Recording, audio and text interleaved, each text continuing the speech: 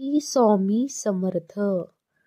आज आपण ह्या व्हिडिओमध्ये या वस्तू कुणाकडून उधार घेऊ नका, नाहीतर घरात येईल गरिबी दारिद्र्य, 7 पिढ्या कंगाल राहील.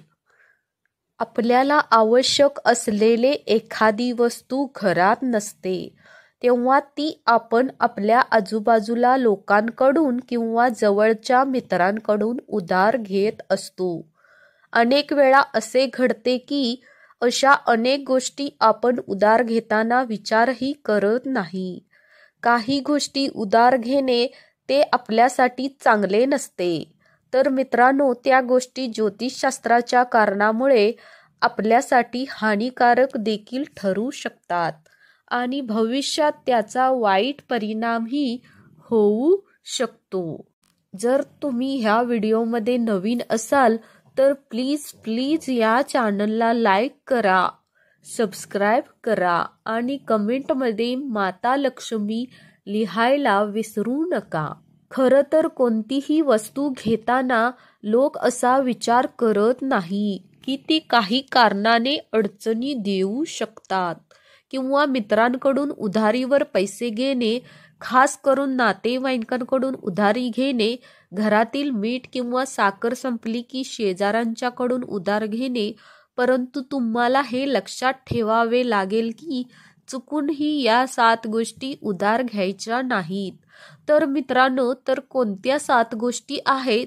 चला तर मग आजच्या व्हिडिओमध्ये जाणून घेऊया.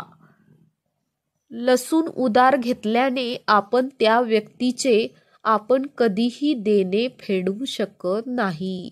एक लसूण कांदा, लसूणमुळे देखील जेवणाची चव तर वाढते, शिवाय त्यामध्ये असलेले आयुर्वेदिक गुणधर्म देखील असतात. लसूण आणि कांद्यावर राहू केतूचा प्रभाव असतो. असे मानले जाते की त्यामुळे सूर्यास्तानंतर लसूण कांदा कोणाकडूनही घेऊ नये आणि कोणाला उधार देऊ देखील नाही. असे केल्याने आई अन्नपूर्णा कोपते आणि घरातील समृद्धी नाहीशी होते. दुसरी वस्तू आहे ती म्हणजे हळद. हळदीला सनातन धर्मामध्ये खूप शुभ मानले जाते. हळदीचा वापर सूर्योदयानंतर हळद दिल्यास करिअर, व्यवसाय, नोकरी किंवा वैवाहिक जीवनात अडचणींचा सामना देखील करावा लागत असतो. तिसरी गोष्ट आहे ती म्हणजे कपडे.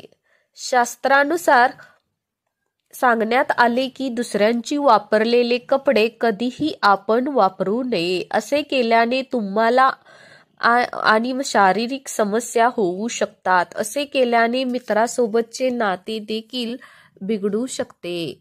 चौथी गोष्ट आहे ती म्हणजे घड्याळ. ज्योतिषशास्त्रानुसार विश्वास ठेवायचा असेल तर एखाद्याचे घड्याळ कधीही उधार घेऊ नये. असे मानले जाते की दुसऱ्याचे घड्याळ उधार घेतल्याने तुमचा वेळ खराब होऊ शकतो. असे केल्याने तुमच्या आयुष्यामध्ये दुर्दैवाला आमंत्रण मिळू शकते. पाचवी गोष्ट आहे ती म्हणजे रुमाल. असे म्हटले जाते की एखाद्या विशिष्ट मित्र किंवा नातेवाईकाकडून कधीही रुमाल घेऊ नये. जर तुम्ही एखादा वापरलेला रुमाल घेतला तर ते भांडणाचे कारण बनू शकते. मित्रांनो, 6वी गोष्ट आहे ती म्हणजे दुसऱ्याचे वापरलेलं बेड. कधीही आपण वापरू नये.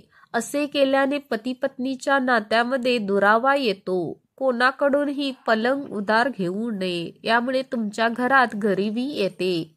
7वी गोष्ट आहे ते म्हणजे झाडू. ज्योतिषशास्त्रानुसार झाडूला लक्ष्मीचे प्रतीक मानले आहे आणि जर तुम्ही दुसऱ्याच्या घरात वापरलेला झाडू उधार घेऊन घराची स्वच्छता केली तर ते तुमच्या घराची आर्थिक स्थिती बिघडू शकते. कधीही कोणाला झाडू देऊ नका किंवा कोणाकडून उधार घेऊ नका. जर तुम्हाला ही व्हिडिओ आवडली असेल तर प्लीज चॅनलला लाईक करा, सबस्क्राईब करा आणि असेच व्हिडिओ बघायला विसरू नका. धन्यवाद. श्री स्वामी समर्थ.